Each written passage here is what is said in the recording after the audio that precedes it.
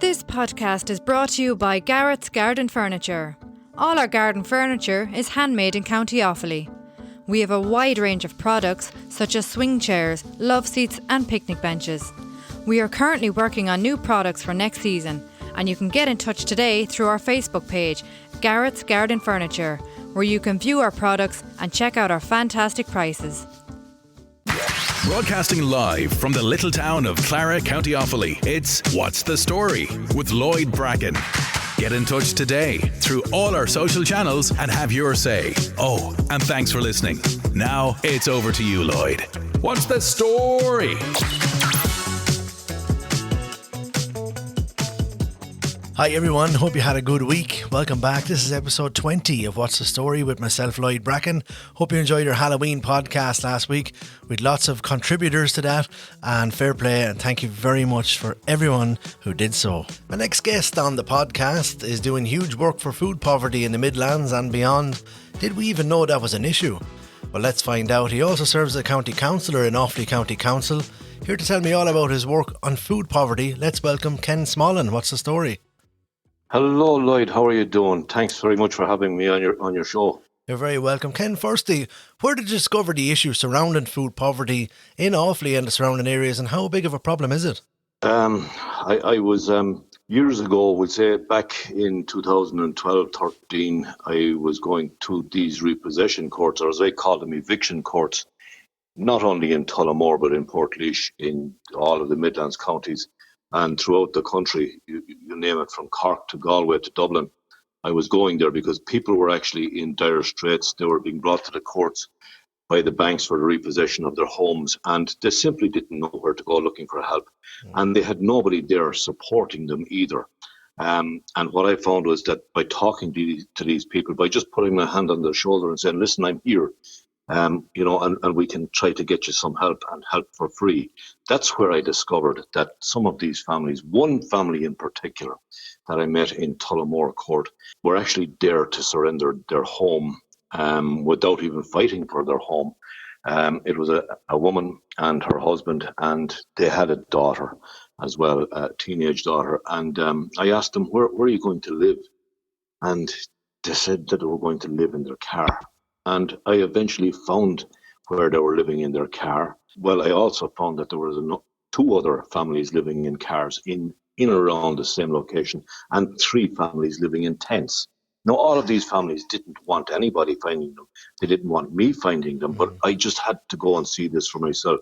I eventually then discovered that first family I was talking about. They were going down the town in Tullamore. I saw them going in for a cup of coffee. I got to know them, and I spoke to them. I said, are things improved? And they basically told me that they were on the way to Dublin to queue up outside the old Central Bank building on Dame Street to get some food. And what they would do is they'd go for a cup of coffee or whatever they were going to have, just to show people locally and their family and friends that things were normal. They were just very embarrassed about the situation, but they were going to queue up for food up there. So we went to Dublin then to see what was happening up there.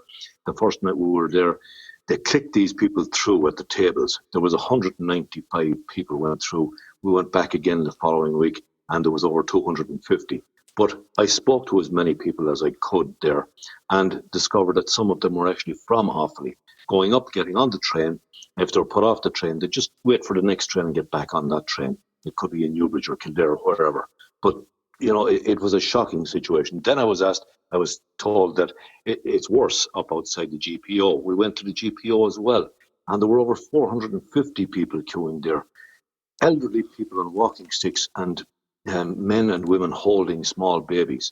And I just thought, Jesus, we have to do something about this, because it's not everybody that can make their way to Dublin. So we decided to come back and look for them locally. And we started in December 16, just with a handful of families. And it took a long time, which is natural for people to trust that everything would be totally confidential. And but now we're up to 800 today. It's 856 or 57 families. And with this COVID-19 thing and the restrictions involved and the job losses and this pandemic payment, it's just not paying. They're not getting enough to pay the ordinary bills, pay mortgages, pay everything else. as well as feed themselves. And there's a huge amount of people looking for help. Were you surprised, Ken, when you seen people in the GPO and then realised that they were from our locality? Yeah, was that an eye-opener? I could not believe it, Lloyd. If somebody had asked me 5 years ago, because I'm from Tullamore and that's where I'm from, even though I'm married and was captured and brought to Clara about 25 years ago. But if somebody had asked me how many poor families that were in Tullamore, I stupidly would have said maybe 10 to 15. In the Tullamore area, in the wider Tullamore area alone, of those 800 nearly 60 families, there are well over 300 of those families in the Tullamore area. And I know that I'm only not even scratching the surface of this crisis yet. I was contacted by the grandson of a former Minister for Health, Dr. Noel Brown, who was a Minister for Health back in the late 40s, early 50s. He's the man that's regarded as having eliminated TB from the country. His grandson is a man called Glyn Carraher. He was involved in research in late 2018 into food poverty in the country. And he told me that the figures that I was working from were wrong, because I was working from figures that were carried out from research that was carried out in 2013 by two trade unions, Unite and Mandate. They said that there was 600,000 people on this island that didn't have enough food to eat every day. 8,900 in Offaly, 8,700 in Laois, 9,300 in Kildare. But in every county, there is a serious food poverty crisis. It's not just in Offaly, and people from different parts of the country would be thinking, God, Offaly must be a terribly poor country. It's just that we're trying to highlight it here, and maybe I led the charge on that, and we have to do something about it. But I was told then by the grandson of former minister that the figure is now 750,000 plus that don't have enough food to eat, which means that there are 10,000 people minimum in Offaly that do not have enough food to eat every day, and half of that number are children. Right, that is quite alarming. Can you take us through the process, Ken? You collect the food from various family resource teams and businesses. What happens? I do. What's involved in the distribution? Yeah, well, we have what we call family rescue teams, and I was down in Rath near Borough tonight. I collected a huge amount of food from that team down there today. I'm only back there from there, and when I was on the way back from Rath, I had another amount of food to collect, a huge amount of food to collect from the team in Kilcormac. Now, I still have that on the van because I'm only back in the last 10, 15 minutes or so.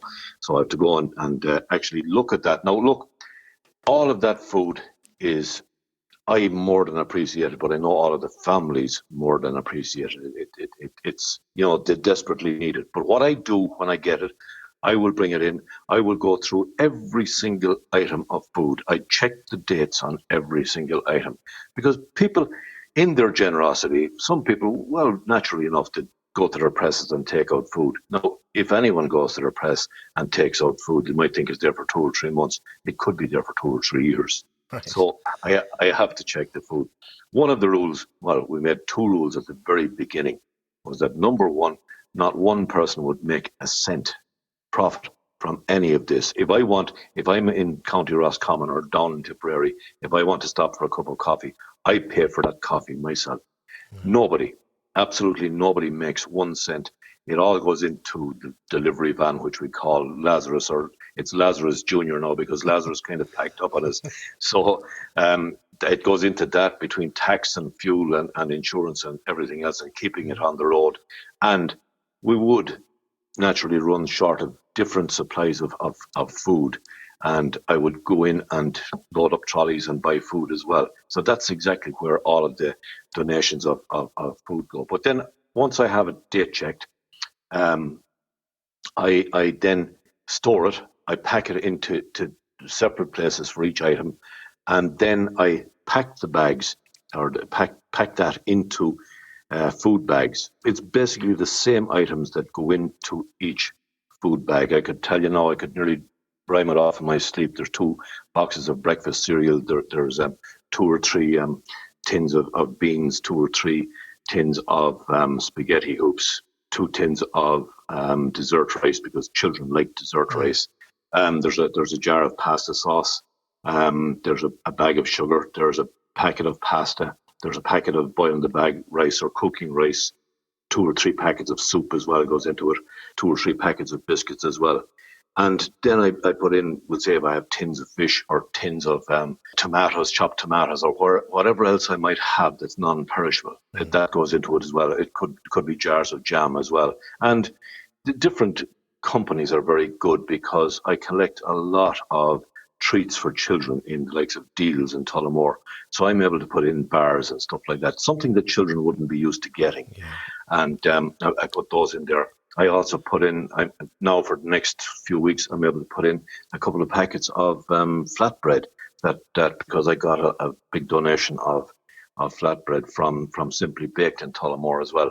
So that all adds to it. And of course, if there are bottles of orange or bottles of juice, they go into it as well, but I run short of them very easily or very quickly. Okay. So, but there's roughly 25 to 30 items goes into each bag. And then I deliver that food. Now, since COVID broke out, I don't want to be meeting people, so I deliver from 5 o'clock in the morning. In the morning, I try to be finished by 10, so that I meet as few people as I possibly can, because I don't want to bring something home with me to my family, and I certainly don't want to give anything to anybody else. So, and that's why I try to do it without meeting people. Okay, so Ken, if somebody needs your help, how can they reach you in confidentiality? We don't have websites or anything like that, and it's only recently, in the last few weeks, after 2.5 years of trying and making applications, something I'd never intended to do. We applied for official charity status, and we got it about 3 weeks ago, 3 or 4 weeks ago. We were eventually granted charity status. So we don't have a website. So people, my phone number is on my Facebook page. Anybody, now I prefer if people actually send me a text message, because I can't always answer the phone when I'm on the road. And it doesn't make sense for me to answer the phone when I'm on the road anyway, because it means I would have to stop the van and take down details. Sometimes I could get 5, 6 phone calls when I'd be on the road from Clara to Tullamore. So it just wouldn't make sense. So I ask people to leave voice messages and I get back to them. But people can send text messages, preferably text messages, or they can send messages to me on Facebook as well and tell me what their story is. I do ask some people for their permission to post their messages, but I do heavily edit them so that they cannot be identified. Because I do not want to identify anybody. But there are so many people that don't believe that this is a problem that we have to create a public awareness that this is actually a major crisis and it's a major problem. And I am genuinely concerned now, Lloyd, of the amount of new calls that I'm getting in the last few days alone. And these are all from families, from working people who own their own homes or might be renting, but they simply are not getting enough from this pandemic payment. They're just not getting enough from that to keep going, pay the ordinary bills, pay their mortgages, and to be able to feed themselves as well. You know, a lot of people are going without some of the basic necessities, and they're all around us, and we don't know who they are because, I'm not going to tell somebody if I'm in dire straits. You're not going to do it. We all have pride. And it's understandable. And there's no such, you'd often hear people saying you have to lose the shame. It's like telling somebody to lose the fear of heights. If you have it, you have it. And you're not going to lose it like that. So, Ken, what do you put down to food poverty in the Midlands? And what's the government doing about it? Is there a long-term solution? The government are doing absolutely nothing about it, Lloyd. As a matter of fact, they deny its existence. And much of this food poverty stems back a decade to the bank bailout. Because, and much of this food poverty doesn't involve people on social welfare, whereas some of it does, yes. There are always hidden costs with rearing children especially. But for people in that have been affected badly by the bank bailout, we were all affected by job cuts, by reductions in wages, by extra taxes, extra charges, extra levies. Some people are not earning the same amount of money now as they were back in 2008 and 9. That's how far we've gone back. And that is what has affected people. Every one of us was forced to bail out the banks, the bondholders, the speculators, the developers. And, these banks do not have to pay tax for the next 20 years. And depending on how they work their books, they might never have to pay tax again. And whereas the ordinary individual on the street pays more tax than the Irish Bank or the Ulster Bank or Bank of Ireland. That doesn't make sense. They got to bail out the ordinary people who were made to pay for it. They were basically gambling debts. And we paid the bondholders. They were gambling debts too. And, we paid the developers' debts. We paid the speculators' debts. The government at the time, which was a Fianna Fáil Green government, and then the Fine Gael-led government, they are solely to blame for putting us in this situation. And you and I, our children and our grandchildren, and even our great-grandchildren, will be paying those debts until the mid-2050s, whether we like it or not, because it was a private debt. But Michael Noonan, when he was Minister for Finance in the Fine Gael government, made that a public debt. In other words, it's your debt now and it's my debt. It had nothing to do with us. It had nothing to do with our children. It had nothing to do with our unborn grandchildren or great-grandchildren, but they will be paying these debts. And that's where this has come from. Now, these people, it's easy for them to forget that they did that, but they did. And they're not doing anything to address it. Absolutely nothing. Yeah, so Ken, you've built this from the ground up. Is there any plans to expand your operations?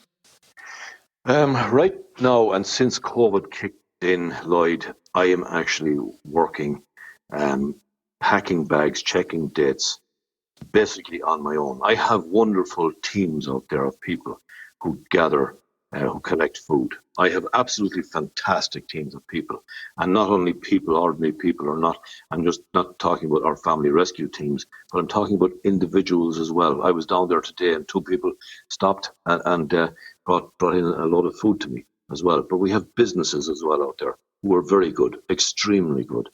I had one lady today, a couple of days ago in Kerry, and she made a substantial donation to our credit union account.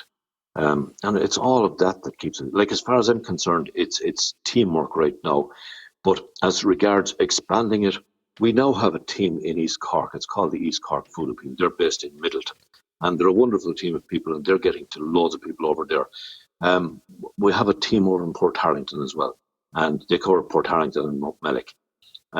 So we're getting out there as well. And only in the last week or so, we have a team in Roscommon and Longford.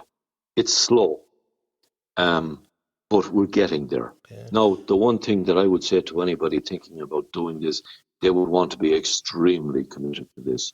Because, Lloyd, this is a minimum of 12 hours every day, 7 days per week. There is no break away from this. You can't get involved, be interested for a month or 3 months, and then just leave it. Once you get involved, you have to stay with it. Yeah. Ken, you spoke about the government there, and would you be willing to join forces with government-funded agencies in pursuit of sorting this problem out? Lloyd, I will actually talk to anybody that is genuinely interested in solving these problems. I would talk to anybody, and I mean anybody. As a former member of An Garda Síochána, we wouldn't be seen to be in any way agreeable to anything that the likes of Sinn Féin would do or say. But as I said to you, I will talk to anybody. I was myself, and I would admit it to anybody. I used to be one of these people. I voted Fianna Fáil all my life until 2011, until I realised what they actually did to our country, to our people, to our children. And they're not owning up to this. There are massive problems, huge mental health problems, and it's only going to get worse. And much of it stems back a decade. And they want us to forget about that now. They think we've forgotten about it. There is a lost generation out there. And there are so many people that need to be saved. So many families need to be saved out there. And unfortunately, some people are doing silly things. They see no way out, Yeah. And bad things happen. Mm. Ken, you've seen some people who fell in hard times, obviously, that have benefited from your generosity, get back on their feet and out of hardship. Yeah. Do you get a sense of satisfaction out of seeing them progress? It's absolutely fantastic. I get messages from people that are back on their feet, and it's a wonderful feeling knowing that. It's also a brilliant feeling knowing that. And for some reason, look, I'm wouldn't be the most religious person in the world, and anyone will tell you that. But, I have been put into at least 2 and maybe 3 situations, unknowns to me, but I went to different locations, collecting food or whatever else, knocking on doors, and found people who were on the verge of taking their own lives. I was brought into one house and I was shown a letter, a suicide note that a lady had written, and her brother was going to find her the next day. That was her plan. She was living on a bowl of soup every day. And I just happened to be in the area. Now, it was in around the time of the local elections, and I just happened to knock on her door, and she was crying at the door, and she told me, and I said, look, this ain't going to happen. You're not going to go hungry anymore. Simple as that. I've met people as well that were in awful situations, mortgage distress, and because I was able to direct them where they could get help, genuine and meaningful help that wasn't going to cost them anything. I know that has saved some lives. Yeah. And I'm not just taking personal responsibility for that. There are so many people who are involved in this. There are so many good people out there who care about what's happening to their neighbours and to their friends and to their families. And, when I talk about family, sometimes family are the ones that will really ignore the problem that's out there. And that's why a stranger that you can trust is going to say nothing and keep it quiet. That's the person you can rely on. And that's why it was always called the Ken Smollen food appeal, not because I have a big head or anything. It's because the only person that they would ever have to talk to is me. The people that helped me during the busy times, especially around Christmas, to pack bags, not one of them knows anywhere that I call to. Nobody has my list. My list, I have it there. The wife, Sandy, she knows where to get this list if the good man above decides that I'm not fit for purpose anymore. I have told her where she can get this list. But until then, nobody will see this list. I have to guarantee total confidentiality to people, because if I didn't, why should people trust me? Yeah. Do you have many long-term recipients of your services, Ken? Oh, look, there are probably 500 of those. 856 would be long-term recipients that I get to once every month with supplies of food. And it makes it easier for them. I've received messages from people that were able to bring their family out to McDonald's or to some fast food restaurant. And they couldn't have done that before. And just that one bag of food every month is enabling these people to live some sort of a normal life, or to go to the cinema, or maybe for a man to bring his wife or partner out for a meal. It allows those people to live some kind of a life without hiding away. Of the people that I visit in Tullamore, I wouldn't have known that they exist, and I would think that I would know most people in Tullamore, and you probably think that you would know most people in Clara. There is a huge amount of the population that lives close enough to each town and village that none of us ever sees, because they help each other, or they borrow milk, or they borrow butter, or they might borrow some bread.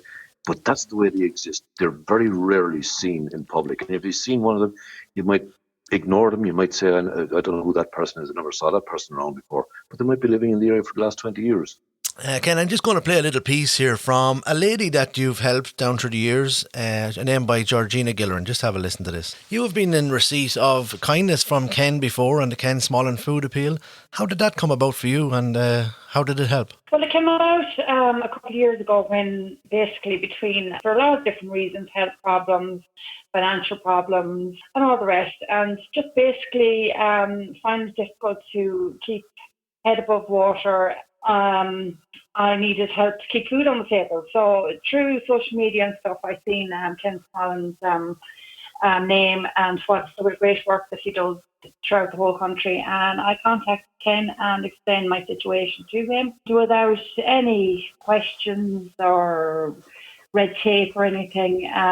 He took my details, and every month there was a bag of food left over my gate or on my doorstep.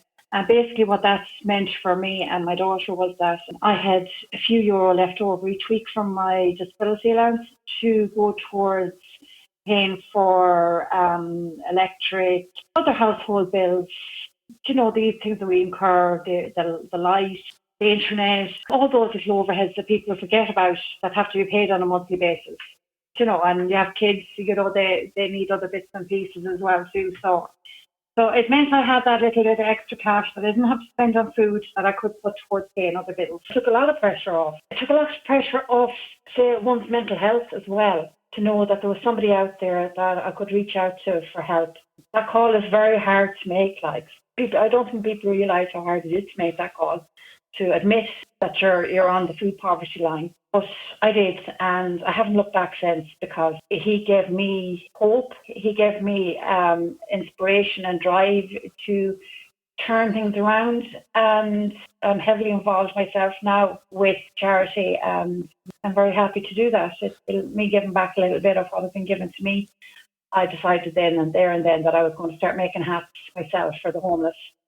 So at the moment, I've just passed the 300 mark. There's two other ladies as well, too, that are knitting stuff that are going to pass them on to me as well. I started that last year. Then I fell in with Ballahadreen Family Resource Centre, and the lovely lady there, she's a coordinator for Ballahadreen. She would contact me occasionally and say, well, I have a family in desperate need of certain items like clothing, nappies, wipes, toiletries, that kind of stuff. So I'd put a little post up myself on my own page and leave it up for as long as I'd need to get the items needed for the family. And then I would contact my contact in Ballahadreen, and I would pass everything over to them, and they would distribute it to the families that need it. There are 4 of us in the group altogether, and we've set up a Facebook page supporting our communities. In there, our numbers are building every day. In there, what we do is we collect clothes, toys, toiletries, all that kind of stuff. The majority of stuff goes to the Family Resource Centre in Ballahadreen.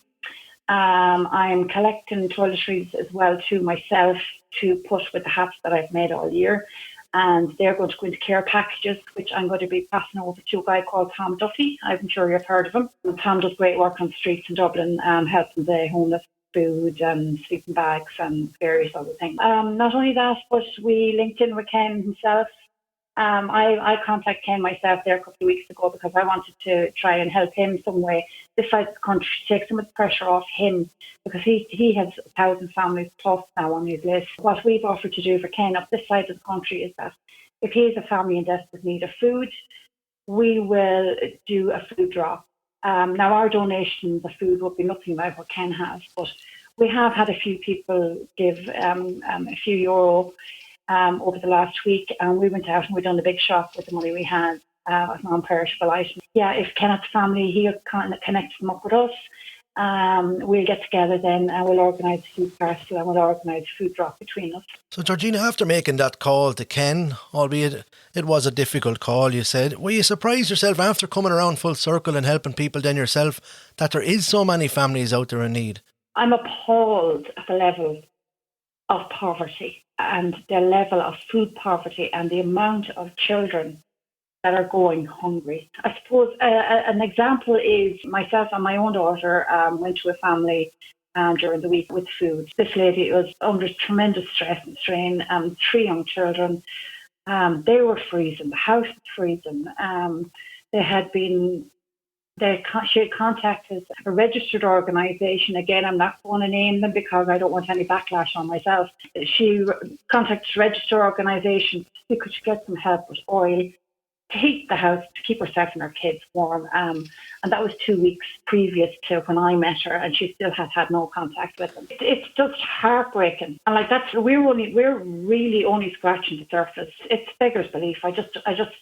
It's heartbreaking. That's all I can say. It's heartbreaking. Would you appeal to families that will find it difficult making a call like you did, Georgina, to just make that call and seek help? Absolutely. Yeah, 100%. I myself am on social media there.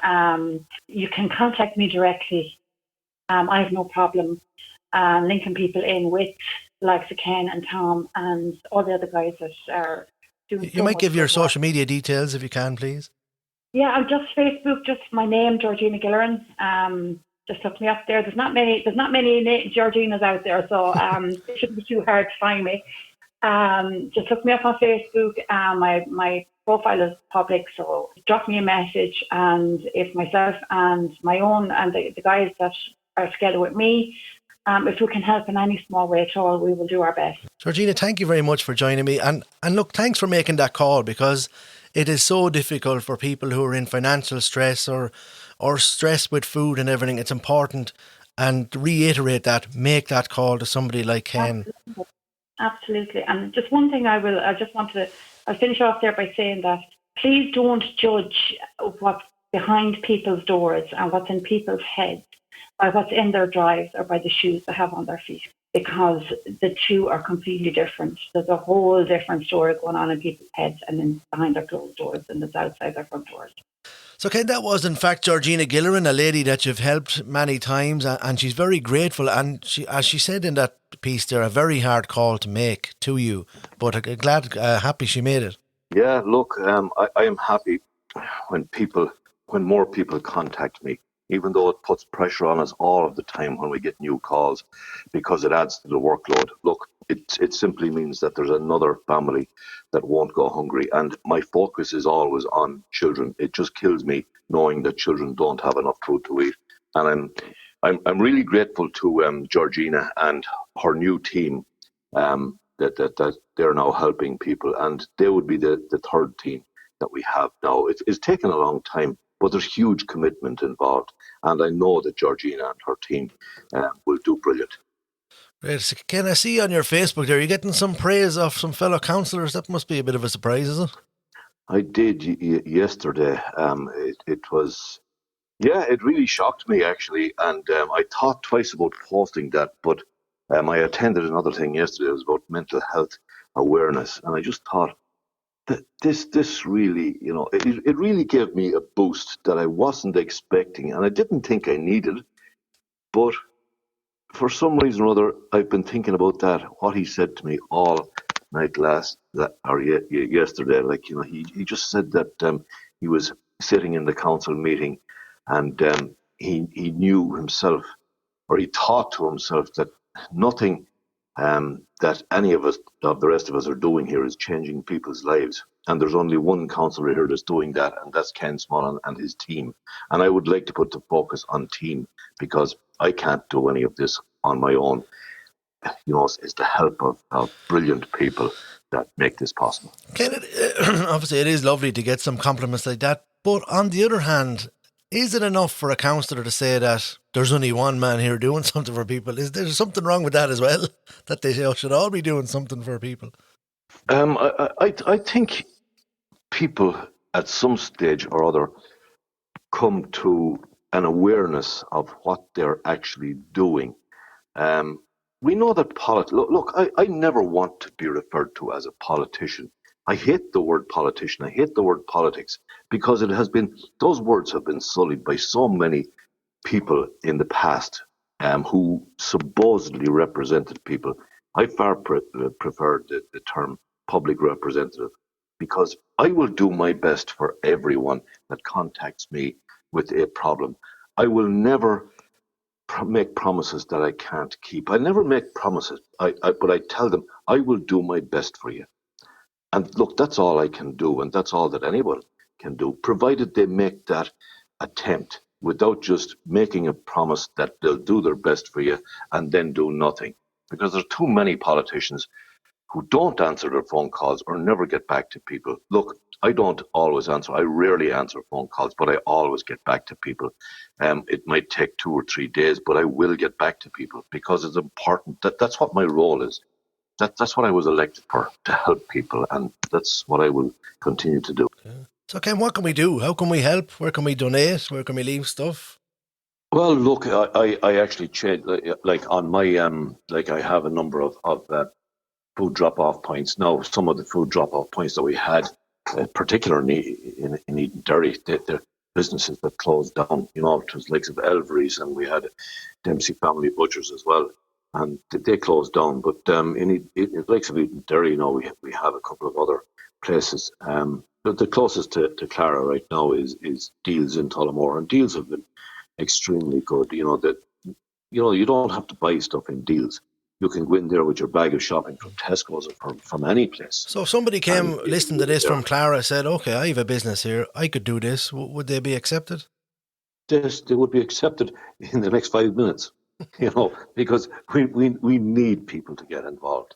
And Lloyd, it's not that I'm angry about anything. I understand that people don't realise how serious this crisis is. It's there, it's hidden. The people that are affected won't talk about it because they're ashamed, they feel embarrassed. So they're hidden. It's the same as mortgage distress. Nobody's going to come out and talk and say, I'm in mortgage distress. People want to hide their financial dealings. They don't want to feel like failures. They won't even tell their own families that they're either in mortgage distress or they're hungry. They don't have enough food to eat. Mothers in particular will go without food. They'll live on tea. And that's all they live on for days on end, just in order to feed their children. And, but as you say, people are more than welcome to help. I put up the details of our credit union account. It's actually part of it's on the cover photo on my Facebook page now. Yeah, that's only there for the last 3 days. So the details of that are there, because I could post them on my page and sure they'll be gone down in the next post tonight or tomorrow, disappear altogether. So it's part of the cover photo on my page right now. Okay. That's where they can find details of that. But Deals in Tullamore. But look, I don't want to particularly name any of these outlets because I don't have a list of them in front of me. But there are family rescue teams. There's actually one in Clara as well.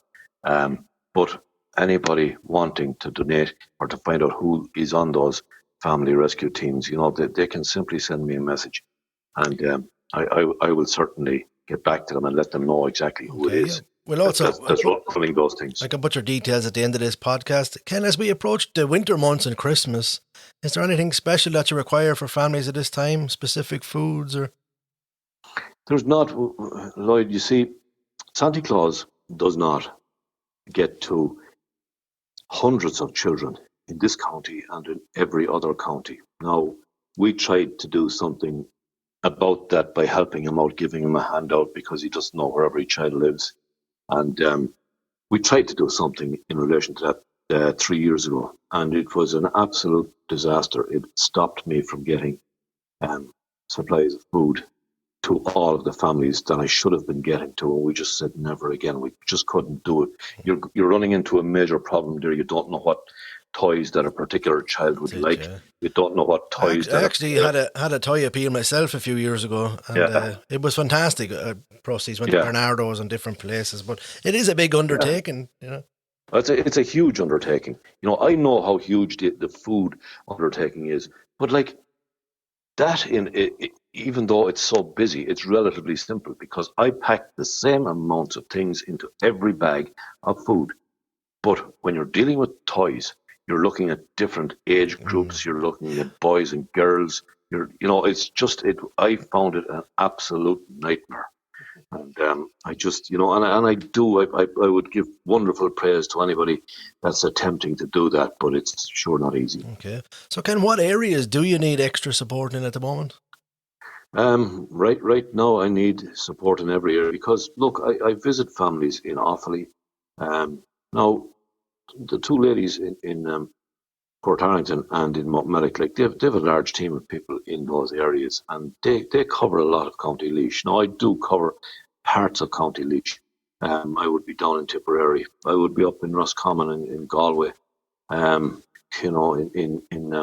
would travel from, like tonight, I will unload now, and I'm going to visit families in or around the Kinnegad and Rochford Bridge area. So it's not only Offaly I would cover. I cover Offaly and its surrounding counties because I just cannot see families going hungry. That keeps me awake at night, knowing that children in particular are going hungry. They're going to school hungry.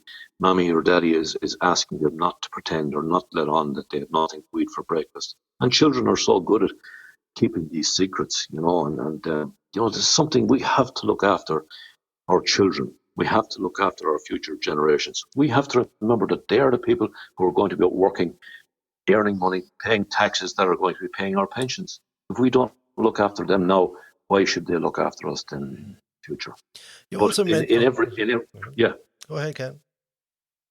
No, I'm just saying in every area we could certainly do with help. Like before COVID, we had approximately 30 family rescue teams. That is down to approximately 6 family rescue teams now, because a lot of those people weren't able to donate anymore because they needed help themselves. There's a huge amount of people who are in great difficulty now as a result of COVID. And I'm genuinely concerned. I'm actually afraid of what's coming down the line as regards people needing help with food. Yeah. As you mentioned, you're also a retired member of An Garda Síochána, where you served in Tallaght, Eden, Derry and Portlaoise, 3 very different districts in their own rights. Did you envisage doing something like this after your retirement? Not ever in my wildest dreams did I ever think that I would ever be doing something like this. So I thought was it a bit of a calling then? Yeah, well, look, it was, I just knew a few people that were, going to these repossession courts, and I wanted to see what was happening. And then I got involved that way, and then I ended up going to Galway and going to Mullingar at Lone and down to Kerry and Ennis and Limerick. In Ennis, actually, I was the registrar down there stopped me from. He stopped his proceedings because I told him what he was doing wasn't fair to people down there. That people weren't getting real justice down there, which I didn't believe. He was simply, calling out names and stamping a book, treating people like numbers, not listening to their stories. And I just told him it wasn't fair. So he basically got up and he called the guards, and he wouldn't come back until I had left his court. And he said his court, he owned the court. No, he was only he was a county registrar. He was doing his job. But look, I always believe in treating people as I know them personally. I will treat everybody. And I tried to treat them when I was a member of An Garda Síochána as if I was talking to my own father or dealing with my own mother or my brother or sister or my own child.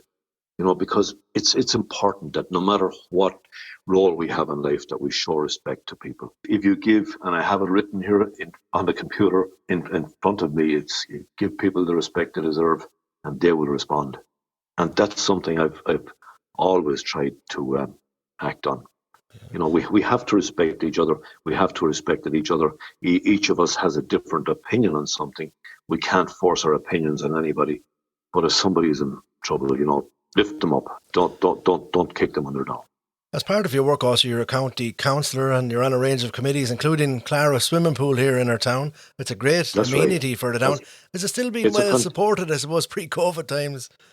It is. Well, you see, there's some work being done on Clara's swimming pool now to improve it and the pool itself.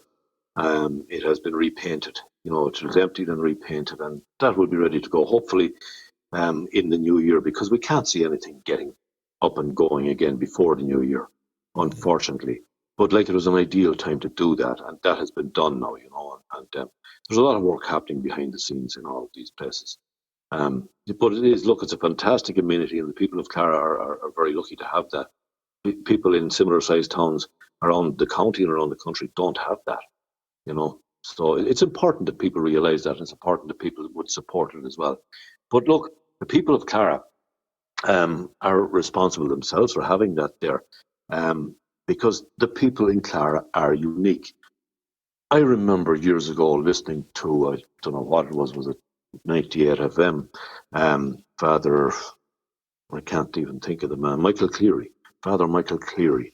He had a programme, and I remember one night, it could be 25 years ago, he said that he'd gone through a town in the middle of the country, and he stopped in the town, and he couldn't believe how warm and friendly the people were, and he spoke about the community spirit, and that was in Clara.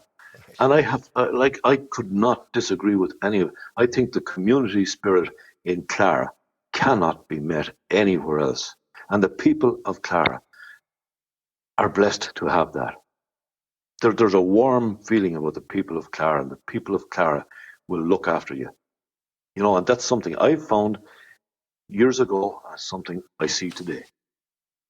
Yeah, I've lived in different places myself. I lived in Cork for close to 17 years, but Clara is some people for rallying round when things are down and when things are up, which is great. Yeah. Ken, Look, it is really a fantastic town. with all this work going on, do you sleep at all? Um, well, I have to admit no, I actually don't go to bed every night. I don't sleep every night either. Now, look, when I finish, like it might be 2:00 in the morning before I finish. Now, this morning or tomorrow morning, I'll come. The first thing I'll do is I'll turn on the news.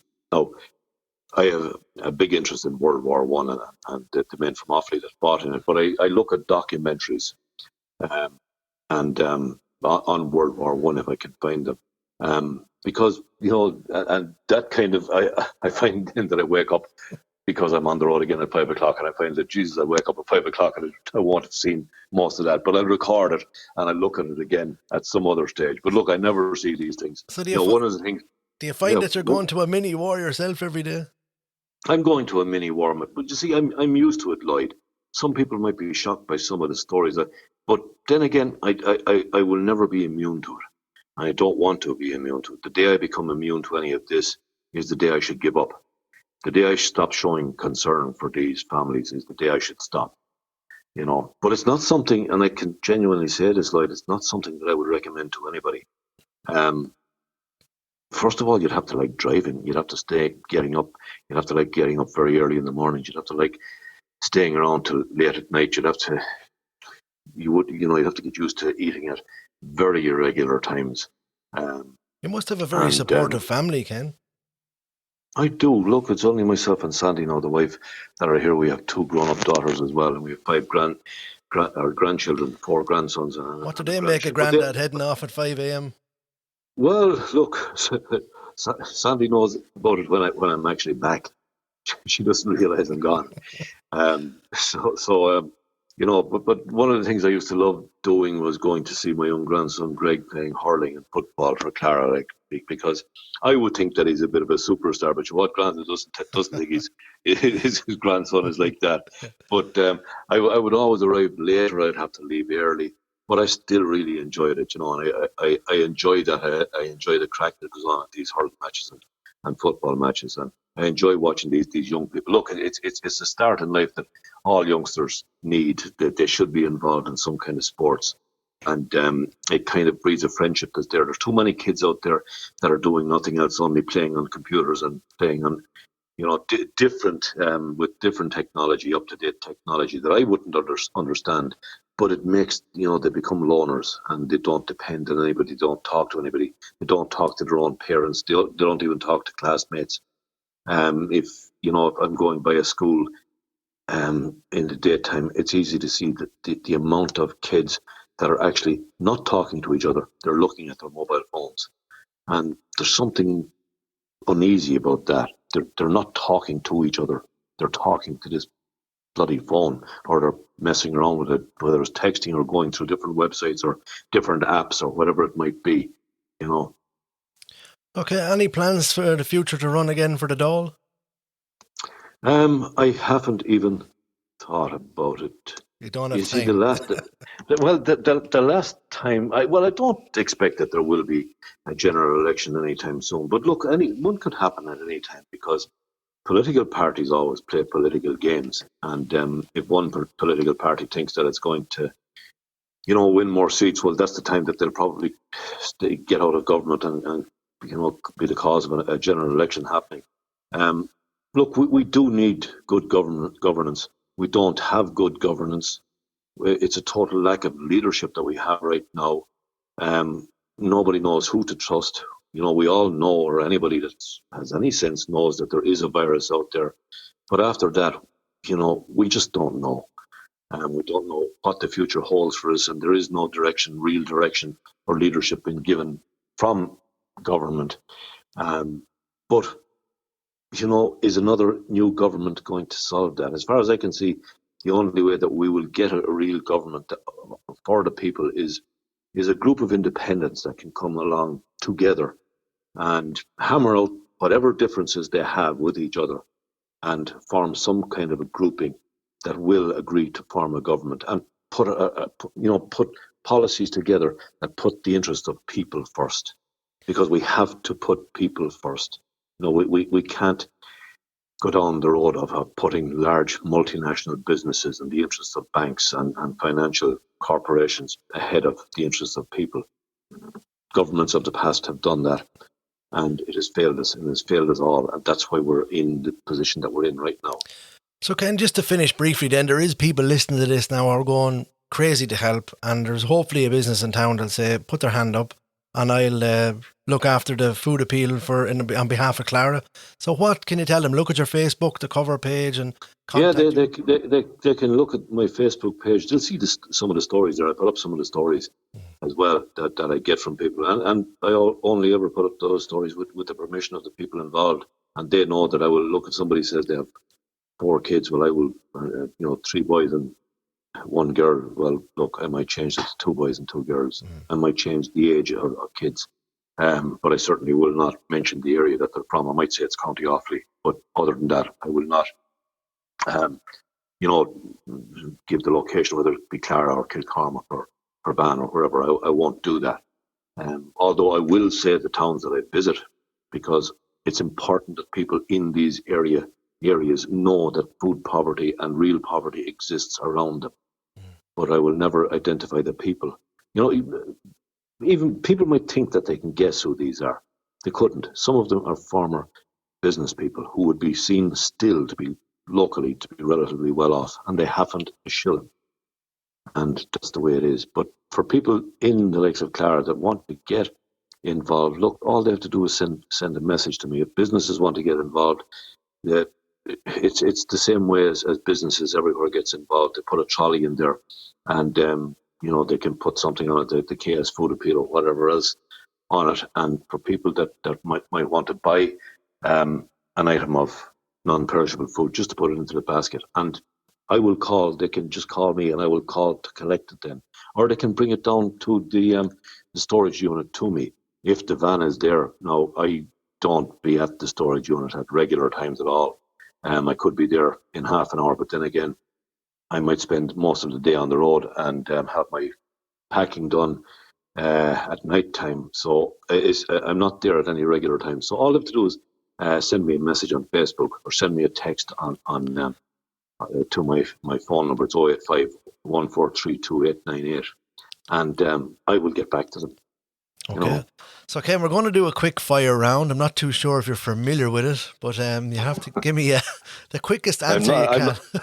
I'm not, but I've heard about it, and I'm not familiar at all.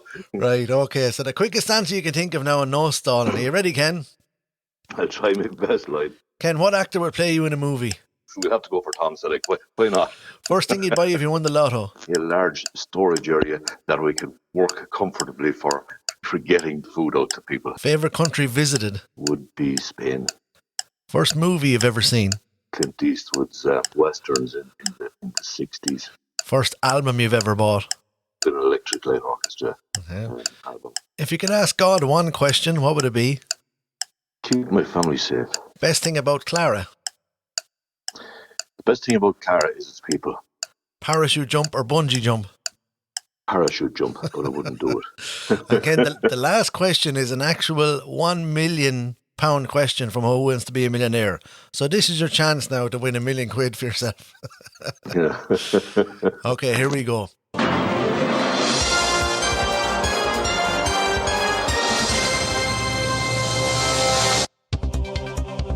In 1912, former US President Theodore Roosevelt was a candidate for which political party? Was it A, Bull Moose, B, Bulldog, C, Bull Elephant, or D, Bull Frog? Oh, Jesus, a Bull Moose, I don't know. Is that your final answer, Ken? That's going to have to be my final answer. Can I call a friend? You don't have any friends. Listen, Lloyd, you don't have to tell me that. But Ken, you're actually right. You've just won a virtual £1 million. Well done. well, what I'm going to do is I'm going to buy a virtual storage area now. So. Very good. Ken, thank you very much for joining me on the podcast today. Keep up the great work you do. Lloyd, thank you very much, and I genuinely appreciate the opportunity because look, what you're doing is absolutely brilliant. and I hear people talking about you every day. So look, you'll probably think of going for election yourself. No, never. Never. You heard it here. Never. I'm too honest. You just don't suit it. So, and I think, look, I think maybe that's why people wouldn't vote for me again. This fella.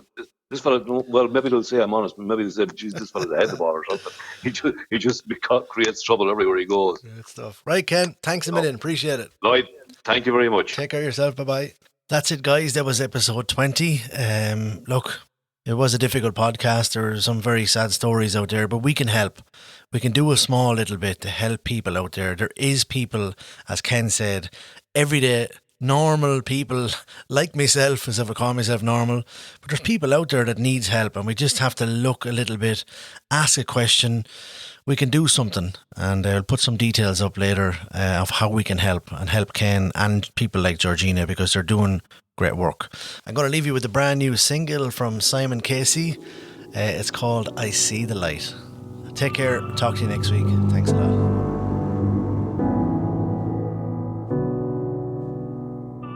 I see the light on the other side. I see the light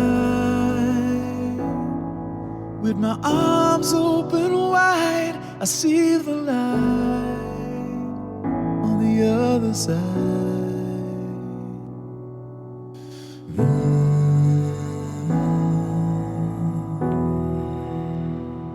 I see the light on the other side.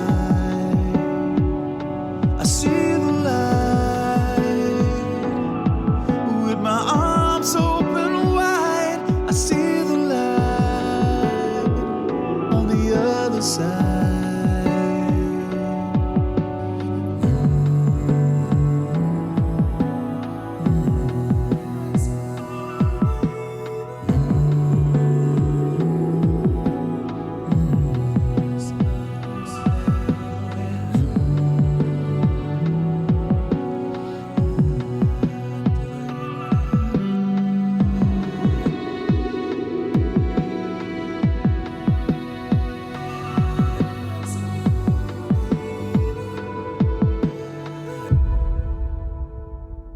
This podcast is brought to you by Garrett's Garden Furniture.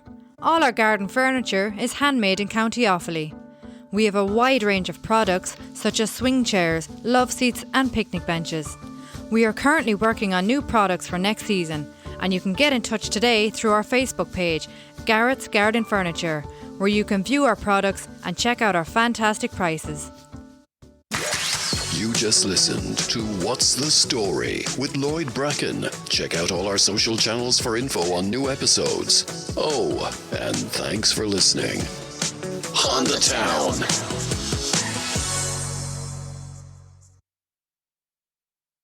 Thanks a million. Appreciate it. Lloyd, thank you very much. Take care of yourself. Bye bye. That indeed was Ken Smollen of the Ken Smollen Food Appeal. What a great job Ken is doing, in fairness, bringing some joy to a lot of vulnerable families out there. So we might just think about that the next time you're in Deals or somewhere. Pick up something small and throw it in the Ken Smollen Food Appeal basket at the door. That'd be great. I'm going to talk to somebody briefly who is in receipt, I suppose, of the help that Ken has given, and she joins me on the line now.